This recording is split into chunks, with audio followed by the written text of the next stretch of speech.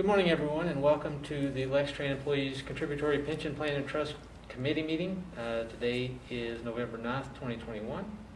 My name is Fred Combs. I'm the Director of Planning, Technology, and Community Relations here at Lextran. And I will call the meeting to order. First thing we will do is take a roll call for members of the Pension Committee. Ed Adkins? Here. Brian Brewster? Here. Daryl Sebastian? Here. Rick Chrisman is not here. And Nikki Falconberry is not here, so we do not have quorum this morning. Because we don't have quorum, we cannot approve the minutes from the last meeting. We will hold those until the next meeting. We can, however, move to the third item on our agenda, which is our performance report from Mariner Wealth Advisors. We have Pam Thompson and Michael Gosney here, so if you would like to jump in. All right. Thank you very much. Thank you. It's good to see everyone. And I'd like to introduce Michael. He's been a part of our Louisville team for a number of years now, and getting him involved in this relationship as well. So this will be his introduction to the Lextran pension plan. So everyone should have a book, and then Steve, hopefully you have the PDF that we sent out yesterday. And everyone, I think, is familiar with us and has been in a meeting before, so I won't do too much of the introductory, but the first few pages are always just an update on our firm. We are serving you from our Louisville office. We do have 2 offices in the Louisville area. We're starting talks to potentially have an office in Lexington as well. Nothing concrete yet, but just that's something that we're hoping to have sometime in the near future. So the first few pages are just showing kind of the current footprint of Mariner. So page 3 is just a map showing where our offices are. But then page 4 is our local team. So you see Michael and myself both on here, as well as Matthew Bitter, who you've met a few times as well. But then turning to page 5, we always like to begin with a summary of your investment policy statement. As a reminder, this is your document that does dictate some general parameters about how we will invest the portfolio for you. Because this is a perpetual fund, it needs to live on into the future and be able to make retirement payments to all the participants in the plan. It is critical that it has ongoing growth. To have that growth, it needs to be invested in stocks for probably more than half of the portfolio. So you see we have a range of 50 to 80% for the stock allocation target, but then to also have a cushion of fixed income and cash because we can get volatility with the stock market. So this is a structure that you've had in place for a number of years. It is designed to give you moderate growth, but to provide a degree of stability when we hit market volatility. Everything else about the policy is to make sure that it's very well diversified, high quality, very prudently managed. Page 5 is the summary of those points, and then the pages behind that are just all of the detail. I won't go through that, but I'll pause if there are any questions or any interest in discussing any of the points in here, since we've not had a change in this in a number of years. Okay, so if we turn to the next tab, which is page 17 in the PDF, just an overview of the markets. 2020, you've seen this before. Last year was a pretty wild ride due to the pandemic and the shutdown that occurred, with March being a very sharp drop, but then the recovery happening more quickly than most people would have expected. What you'll see in this chart is that while they're slightly different numbers overall, all of these different lines, which are corresponding to the subtitles there up above of different kinds of stocks, things pretty well moved in tandem, and so you'll see the down and the up. There's just a lot of the very same shape of those lines. Everything really moved together pretty much every step of the way last year. If you turn to the next page, though, on page 18, this is looking at this year so far. So this is the 10 months through the end of October. And here you'll see there's a much more dispersion, a lot of different kinds of things going on. That's a little more normal, honestly. We don't usually see stocks all move together like that. But just different things that have been going on this year. There have been a lot of questions about how the recovery is progressing. Is it something that we are going to start seeing inflation? There were concerns early in the year still about, what about another wave of the pandemic, and do we have to worry about shutdown and that kind of thing? So there's been just differences in terms of kind of what's leading in the market and a lot of changes as there's been some sifting through the different variables. Overall, though, still quite a positive year. We've seen most categories of stocks here also continue to move up. So turning to page 19, this is the summary of the portfolio at a high level. Slightly different format. We have some new reporting software that we're using with our portfolios. But on the left-hand side in the pie chart, you can see the allocation between the different asset classes. Overall, the equity asset classes are 75% weighting, and you can see how that's distributed between the large cap, mid cap, small cap, international, and commodities, which all together make up that 75%. The remaining 25% is that cushion. So it's in the fixed income and cash, intended to buffer the volatility that can come from the markets. What you'll see is that the returns in the upper right-hand corner have continued to also be very strong, as you would expect from seeing those market returns. So we are showing 4 different time periods here. And the top line is the total portfolio with the 2 subcomponents beneath that. So the fixed income only and the equities only. On a total portfolio basis, so far through the end of October for the year, you're up 14.1% on a total combined balanced portfolio. And that's after a return last year of 13.6%, even through that pandemic. So it has been a pretty phenomenal amount of growth. And Steve can confirm, I think your actuarial assumption is at 6%. And we would still advise that's a good place to put that. This happens to be a period of time that we've simply seen a lot of strength and a lot of growth.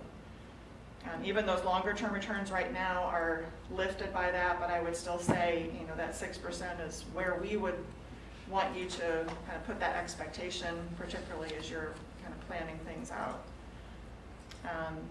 But it's been a great year. The other number kind of down below, it says estimated annual dividends and interest, almost $300,000 a year now, so that's 1.5%. So part of that return that's coming in, that's another type of buffer because that is a steady stream, and so that helps to fund the payments that need to be made to retirees in addition to just the regular rotation within the portfolio. So any questions on that high level? Okay. The next page is just kind of a dollar flow for the last couple of years. Again, with kind of our new system, it's showing us some new information here. The first column being just so far this year, the next column being the full year of last year, and then the prior calendar year. But just it's kind of helpful for you to see where we started the year, the net cash flow. So there's money coming in and going out every month, but that's the net amount each year. So there's been a net addition really each year. But then the portions of the investment return are the dividends and interest. Bond accrual is really just an accounting phenomenon happening with the bonds.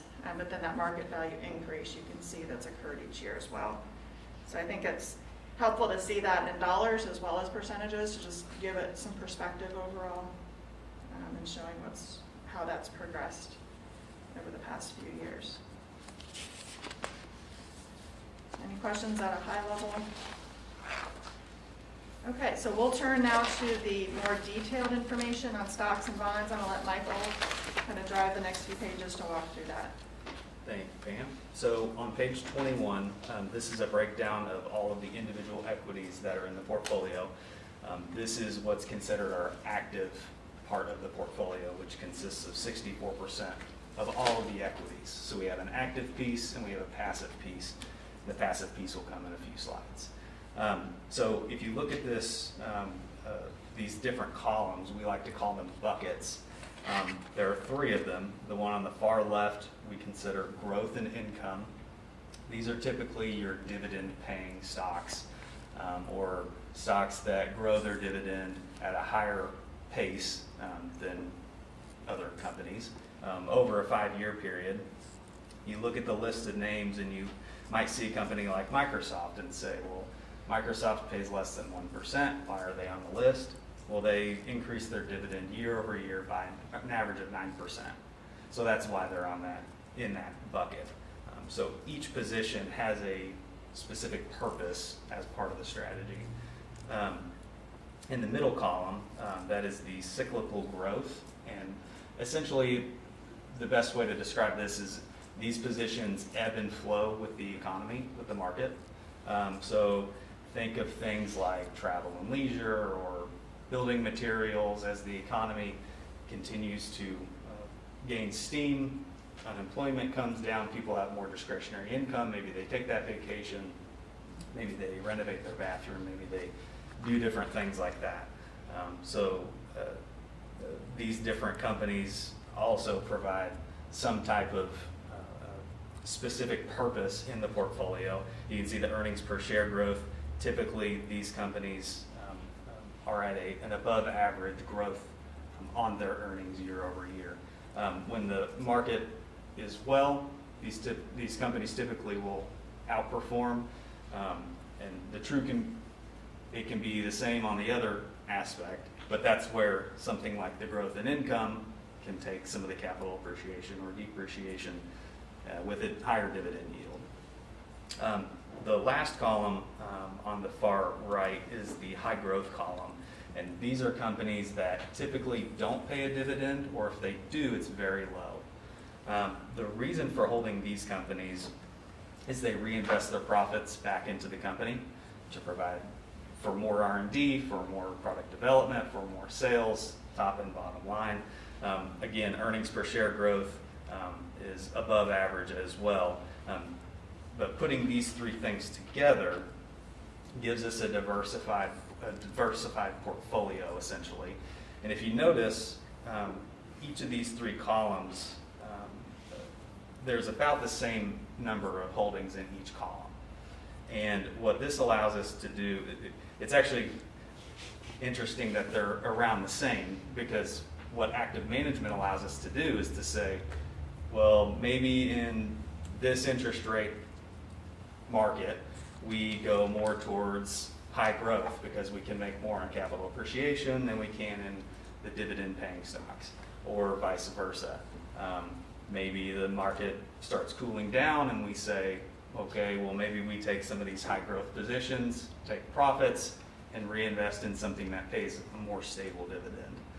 So that's kind of the breakdown here, but we can, our equity team in Cincinnati is actively monitoring these portfolios, and they make changes as needed on a month-to-month, week-to-week, day-by-day basis. That's their full-time job. So any questions on this slide? All right, page 22. This basically represents the top 10 holdings in the portfolio. And the reason why we show this is we typically don't want to hold one position over 5%. We don't want to be too concentrated in one particular stock. So we show these top 10 positions just to kind of a check, but also to be transparent and say, we're not above our threshold, and if, Kansas City Southern starts to creep toward the 5%, our equity team would make adjustments. And then on the left, you see the asset class pie chart. This is basically just a breakdown of large, mid, small, and international equities, just in the equity holdings. On the next slide, page 23, each one of those stocks that we showed a couple slides ago has a place on this chart.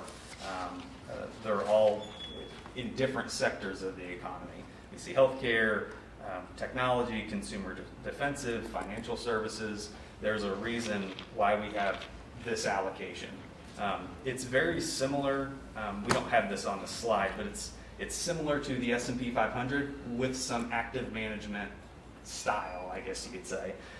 So for example, in the S&P 500, there are utility stocks. Well, we don't have utility stocks on here because maybe part of the reason is, well, we can make more in technology and healthcare, they're outperforming. We can make more in capital appreciation than we could on the dividend yield of those utility stocks. So maybe when the stock market starts to cool down, active management shifts that focus maybe away from some other sector into another sector. So this just kind of gives a breakdown of the pie chart with all the colors. of what the equity portfolio consists of. Any questions on that? Okay. Slide 24. This is the passive side of the portfolio. So we just talked about the stocks. That's the active management, individual positions. The passive side, we have ETFs, exchange traded funds, which hold, well, in this case, it's easy to show because it's the Russell 1000 or the Russell 2000, so there are 1,000 or 2,000 holdings in that position. But some ETFs can hold hundreds of individual companies, some can hold in the thousands. But what this allows us to do is this allows us to take 1,000 growth companies and use that diversification, which can be very powerful, and use that as part of the portfolio. So we might have chosen, or we might have 8 to 10 large cap growth companies on the active side, but on the passive side, we have 1,000 different companies in this fund that make up, we don't have the percent weighting on here, but the total passive portfolio side of the portfolio is 36%. So you can see we have large cap growth, large cap value, and each column to the left shows year to date, 2020, 3 and 5 years ending. So typically we like to invest passively in international, small and mid cap, and then some large cap as well. And that can take down some market volatility and adds a lot of diversification. So an example of that might be, we might look at, I don't think this is in the portfolio, but we might look and say, hey, we think Lowe's is going to outperform Home Depot. Well, in this, I'll just say it's in the value index. The value index will hold both of them. So instead of choosing one over the other, that's where the passive strategy can come into play. And to have a balanced portfolio between active and passive management, which is very powerful. The next page, slide 25, is a bond review or a bond analysis report. And you can see on the pie chart and on the graph the maturity schedule of these bonds. And so the bonds consist largely of individual corporate bonds. So these are high credit quality, names that you would recognize, debt obligations that will mature in varying years. So if you look at the bottom, you can see the maturity year, the weight of the portfolio, the weight it holds in the portfolio, and then the market value. So if we were to, we don't have this chart, but if we were to plot the maturity year on a graph, it kind of looks like a barbell, which is one strategy that we implement. And part of the reason for that is you notice 37% of these bonds will mature in the next 1 to 2 years. What that does is it provides portfolio stability on the bond side. So these are very safe. The probability, and I'm sure Steve can attest to this, but the probability of any of these companies, defaulting on these notes is very low. And that's one of the reasons why we hold fixed income. Another reason is for income. So income is one reason we hold fixed income. Another is portfolio stability. With interest rates where they are, we are making income, but it's hard to make a lot of income. So we rely on portfolio stability in the fixed income holdings. So you'll notice as we kind of go 2025, that number gets a little bit lower in the weightings. You see 12.5%, 9.3%. All of those put together are about 50, 60%. Let me do quick math. 40, 50, 60% of the portfolio will mature in the next 3 to 4 years, which provides opportunity. That might sound like, oh my gosh, it's just going to be in cash. Well, what that allows us to do is allows us to say, okay, well, where are interest rates? Where's the best place to put this cash and put it to use in the portfolio, and build that additional ladder, extend those maturities out to get more yield and still invest in companies that we all know we don't have we might have a holdings in the appendix, but there are a lot of names that you would know. Typically, Mariner looks at bonds and they say, we're going to be more safe with bonds and and I use this term loosely, but a little more risky on the equity side, and a little more conservatively on the fixed income side. It's just how we kind of view it. And the one thing I would add to the bond analysis is the importance of being in individual bonds. And so you know this, but we are investing in each bond, which is a contract that you have with a company that will pay back a set amount on a specific date. Because one of the things that we'll start hearing about probably soon, as some of the concerns are rising inflation now, that can bring rising interest rates. As interest rates rise, the trading price of an existing bond will come down. That's just a mathematical equation. However, when we hold a bond that has a maturity date, if we hold it till the maturity date, that full amount comes in on that date. So it's kind of like owning a house and you hear that the prices are going down. If you go out and sell your house, you're going to get less for it. If you keep holding it, chances are it's going to come back. But with a bond, it's a contract. It's like a CD. You got a set amount coming in on a specific date. So the individual bonds is a critical part of the safety of that too. So that's the portfolio summary, and then we always like to include some market outlook and commentary slides as well. So page 27 is the start of that. COVID is a big part of the world right now, so we want to keep an update here. This is just a recent chart looking at how the trends and cases have progressed. We have seen them coming back down after a pretty significant additional increase here recently. But the point I would make is that this is kind of going from pandemic to endemic, and so it's no longer having the kind of impact on the market that it had had certainly when things got started. So we want to be aware of it, we want to know where that is, but we really are kind of moving into a new phase. It's not having the same kind of impact on even economic expectations at this point. We've all kind of learned to deal with it. But turning to some more economic information on page 28, this is just looking at GDP. So this is the measure for the economy, gross domestic product. This is just a quarter by quarter for the past few years, increase or decrease. You can see what happened last year with the shutdown, and then a pretty sharp bounce back in terms of the growth. The absolute level of GDP, we did exceed pre-pandemic levels 2 quarters ago now. So we are back into the positive, but just kind of seeing that we are kind of back into a growth mode, which is great. Digging into a little bit more of the detail on page 29.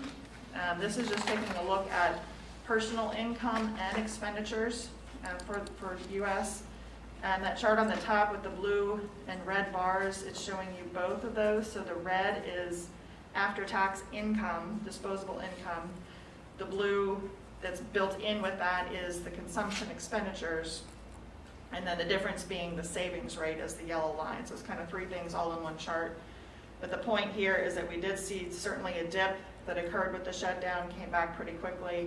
We've seen that continue then on a gradual increase on the income and the expenditures.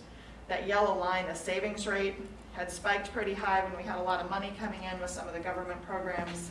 People weren't spending it all, they were saving a lot of that.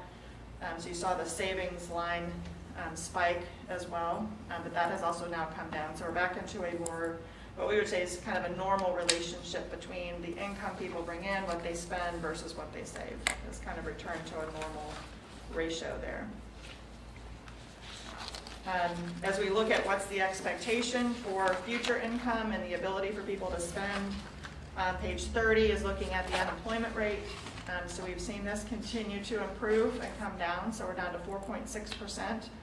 Being under 5% is generally considered a pretty healthy economy as far as unemployment is concerned. And that's a very helpful piece of information as we kind of look to the future in terms of what to expect. The next page gives a little more detail on the absolute level.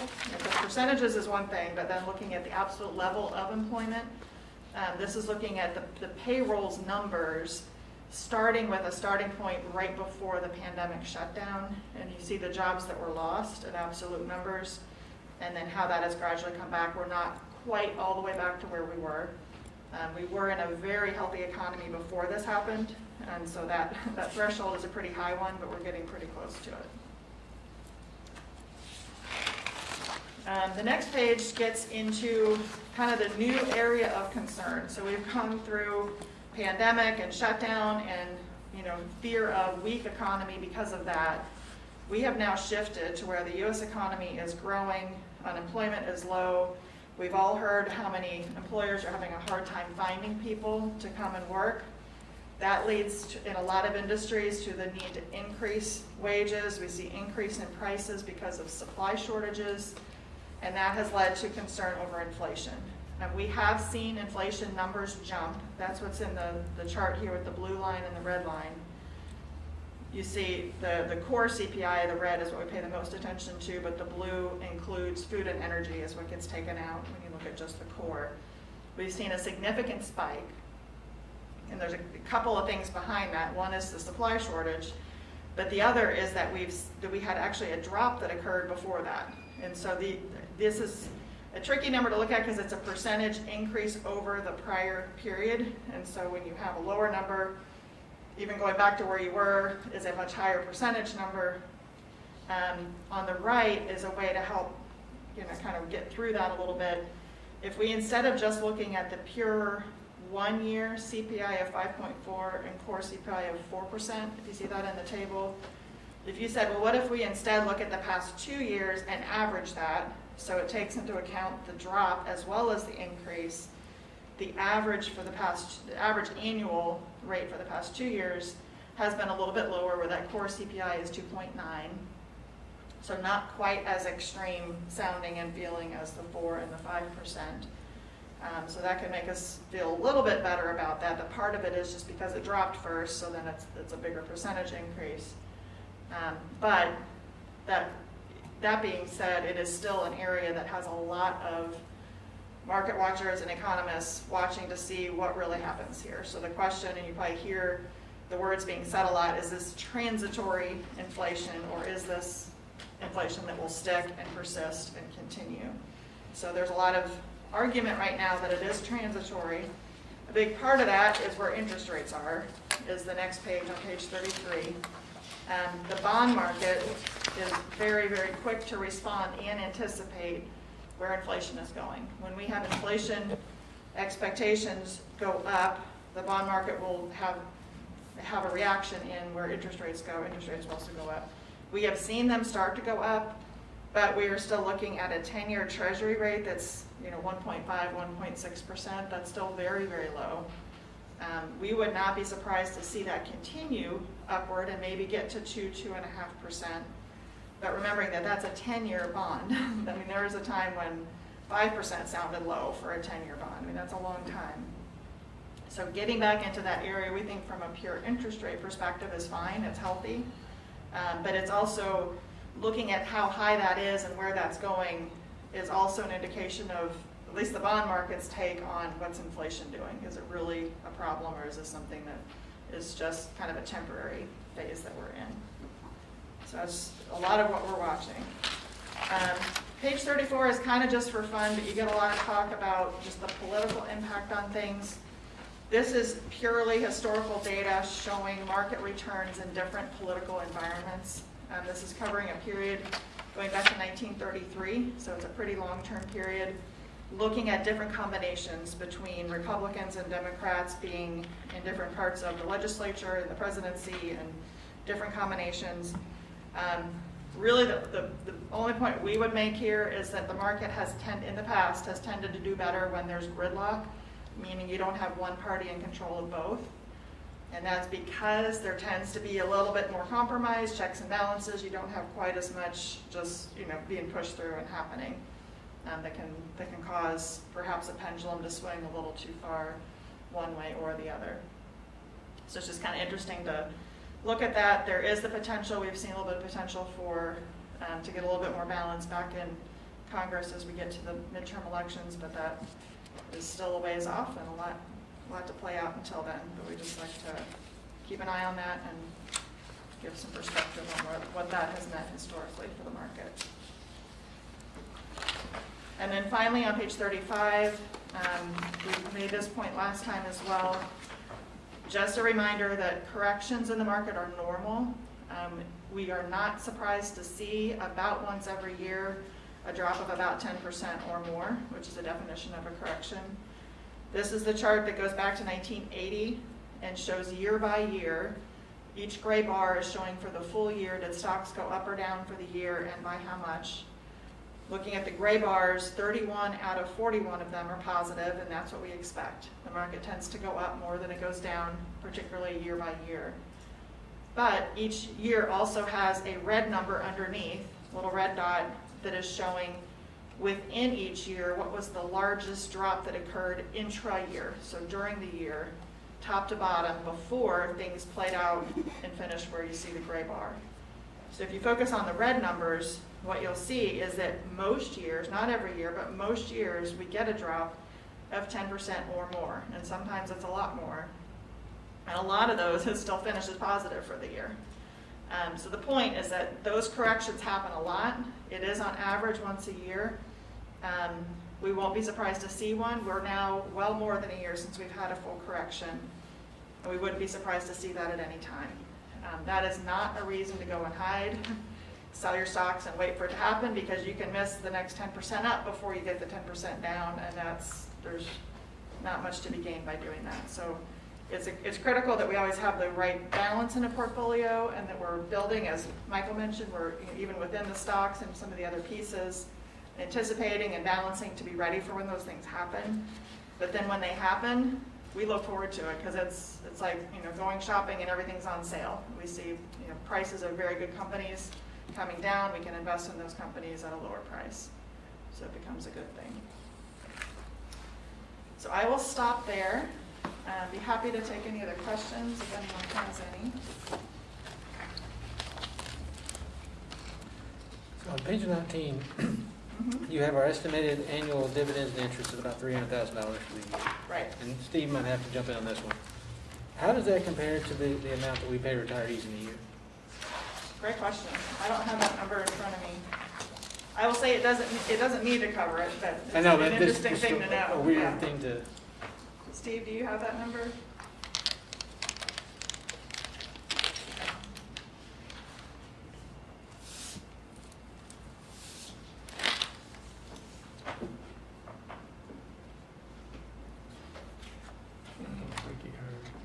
Steve?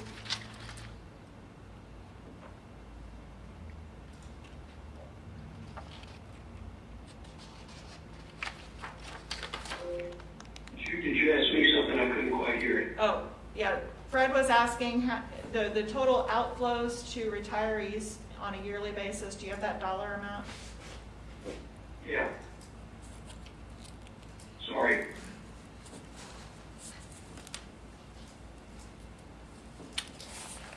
In 2020, it was about $513,000 paid to retirees monthly, and then we paid out another $160,000 in refunds of employee contributions, so a total about $673,000 last year. But of that, That was consistent with prior years. so there's $500,000 that are going out to retirees, and we are just in dividends and interest alone covering 60% of that. Right. Okay. Which is great. I mean, is that common? Do you see that very often? It really just depends on all the dynamics. I would say that's very strong, so whether it's a retirement plan or we have endowments where there's a regular income, that's being distributed, having half of that be coming from the dividends and interest, particularly in a portfolio that's built for moderate growth, Yeah. and you're getting that growth over time, that's a very good balance to have, definitely. Thank you.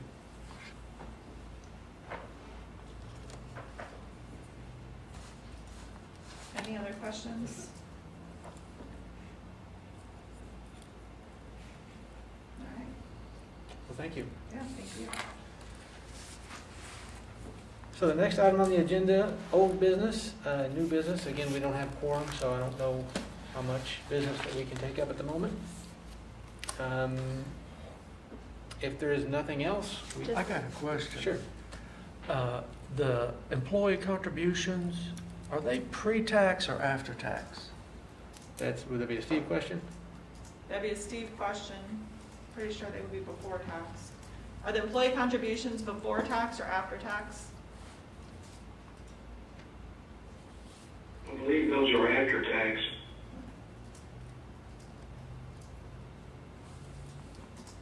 So whatever amount we contribute, when we get that back, that should be tax-free because we've already paid taxes on it. Is that right? I would have thought they were before. Right, that if it is, and Michael years ago, he may have set it up to be tax, for tax, I don't remember that. If it is after tax, you're right, when you get the money back, then that part is tax-free because you've already paid tax on it.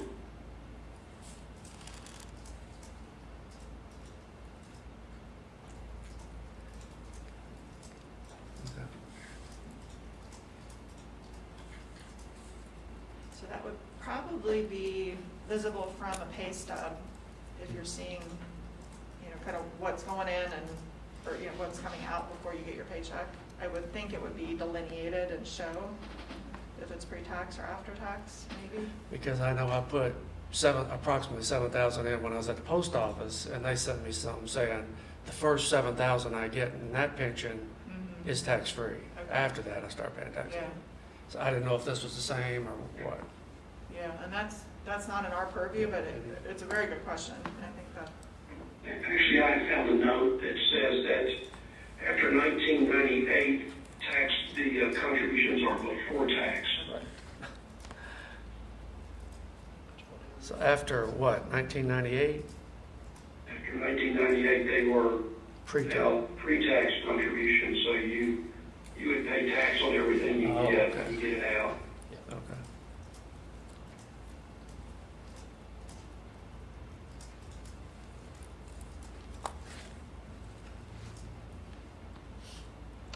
Have any further questions? Go ahead, Brian. The next meeting. The next meeting is February 8th at 10 o'clock.